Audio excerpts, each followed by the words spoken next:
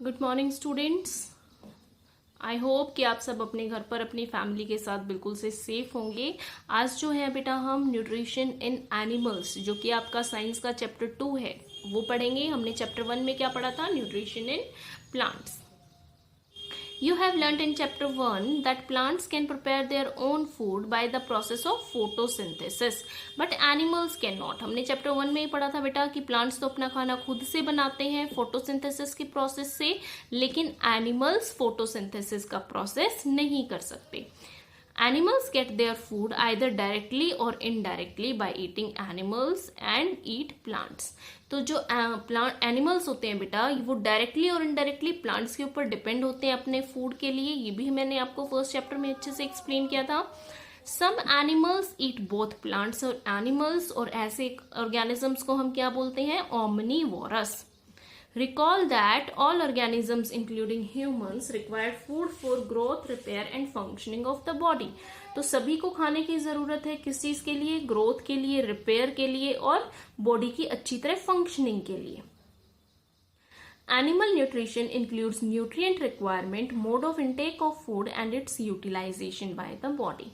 तो animal nutrition का मतलब क्या है? इसके अंदर सारे के सारे न्यूट्रिएंट्स आ जाएंगे, mode of intake of food आ जाएगा कि हम किस तरह से ले रहे हैं और हमारी बॉडी उस चीज को कैसे यूटिलाइज करती है। तो this is the proper definition of nutrition. Nutrition includes nutrient requirement, mode of intake of food and utilization by our body. Okay, You have studied in class 6 that food consists of many components. Try to recall the list given below.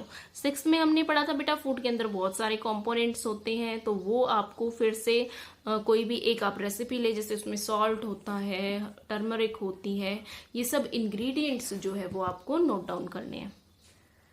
The component of food such as carbohydrates are complex substances. These complex substances cannot be utilized as such, so they are broken down into simpler substances. The breakdown of complex components into food complex food into simpler substances is called digestion. तो digestion क्या होता है बेटा? पचाना। हमने क्या पढ़ा था कि जो प्लांट्स के अंदर खाना बन रहा है वो कार्बोहाइड्रेट्स की फॉर्म में बन रहा है, और कार्बोहाइड्रेट्स बहुत ही कॉम्प्लेक्स फूड होते हैं, वो हमारी body as it is use नहीं कर पाती है। इसलिए उस कॉम्प्लेक्स को किस में तोड़ा जाता है? बिल्कुल सिंपल सब्सटेंस के अंदर तोड़ा जाता है, ताकि वो हमारी बॉडी जो है उसको यूटिलाइज कर सके। तो उस प्रोसेस को हम क्या बोलते हैं बेटा? That process is called as digestion. तो what is digestion? Digestion is broken down of complex food components into the simpler ones. Now next is different ways of taking food, कि अलग अलग तरीके जिससे कि फूड जो है वो लिया जा सकता है। The mode of taking food into the body varies in different organisms. जैसे कि जो बीज और ह्यूमिंग बर्ड्स होते हैं वो नेक्टर को सक करते हैं, चूसते हैं प्लांट से। जो इन्फेंट्स होते हैं या फिर अदर एनिमल्स होते हैं वो क्या करते हैं? मदर्स मिल्क के ऊपर फीड करते हैं। इन्फेंट्स होते हैं बेटा छोटे बच्चे। और जो स्नेक होते हैं वो अपने खाने को स्वेलो करते हैं। एक्वेटिक एनिमल्स होते हैं वो छोटे छोटे फूड पार्टिकल जो कि फ्लोट कर रहे हैं पानी के अंदर, उनको लेते हैं। तो सबका तरीका जो है बेटा वो बिल्कुल अलग अलग है।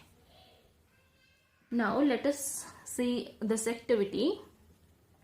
What is the type of food and mode of feeding of the following animals? आपको ये बताना है बेटा कि इन सब का, ये आपको फाइंड आउट करना है, दिस इज योर होमवर्क, कि इन सब का जो काइंड ऑफ फूड कैसे लेते हैं और उसको खाते किस तरीके से हैं।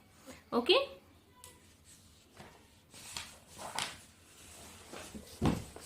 next is this blue box. This is very important and this is very interesting actually. Starfish feeds on animals covered by hard shell of calcium carbonate. After opening the shell, starfish poops out its stomach through its mouth to eat the soft animal inside the shell.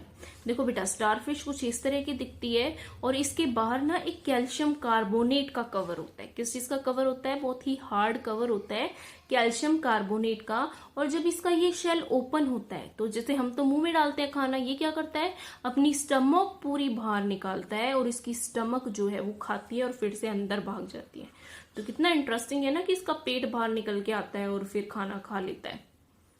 Its mouth pops out means बाहर निकलना, pops out through its stomach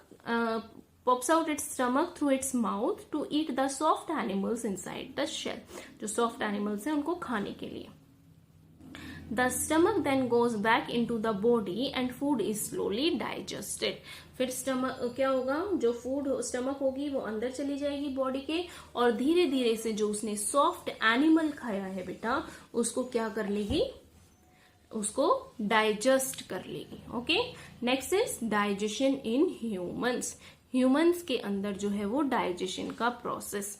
तो ये बेटा आपको मैं diagram के through समझा देती हूँ।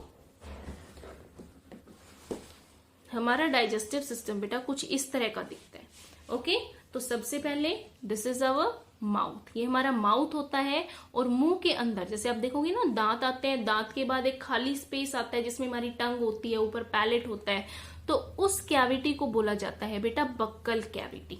हमारे माउथ के अंदर जो है वो स्लाइवरी ग्लैंड्स प्रेजेंट होते हैं। स्लाइवरी ग्लैंड्स का क्या फंक्शन होता है? स्लाइवरी ग्लैंड्स होते हैं बेटा जो कि हमारी बॉडी के अंदर सलाइवा रिलीज करते हैं। फॉर एग्जाम्पल, जैसे आपने टेस्टी खाना देखा या टेस्टी खाने के बारे में सोचा तो आपके मुंह में जो है वो राल आने लगती है, तो दैट इज एक्चुअली स्लाइवा, उसको स्लाइवा बोला जाता है।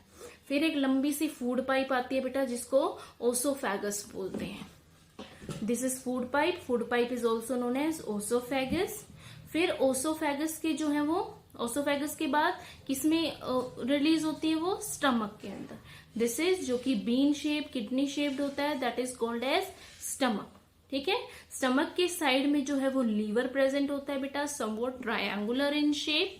और लीवर के अंदर एक गुब्बारे जैसा स्ट्रक्चर होता है जिसको कि गॉल ब्लैडर बोला जाता है। ओके, फिर एक लीफ लाइक स्ट्रक्चर होता है जिसको पेनक्रियाज बोला जाता है। और उसके बाद क्या होता है?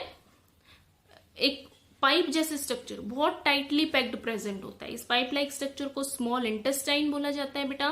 फिर थोड़ी सी मोटी पाइप होती है जिसको लार्ज इंटेस्टाइन बोला जाता है। फिर एक सैक लाइक स्ट्रक्चर होता है जिसको रेक्टम बोला जाता है। और फिर लास्ट में क्या होता है? एनस प्रेजेंट होता है। तो आज सिर्फ आपको ये पार्ट्स याद करने हैं, उसके बाद फूड कैसे डाइजेस्ट होता है उसको हम बाद में पढ़ेंगे, कल पढ़ेंगे। ओके, और इस कंप्लीट पाइप को जो कि माउथ से स्टार्ट होकर एनस पर खत्म होती है, इस कंप्लीट पाइप को हम बोलते हैं बेटा, क्या बोलते हैं? Alimentary canal. क्या बोलते हैं?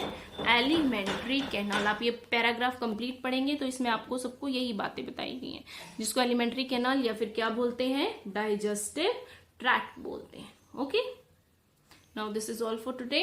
Thank you.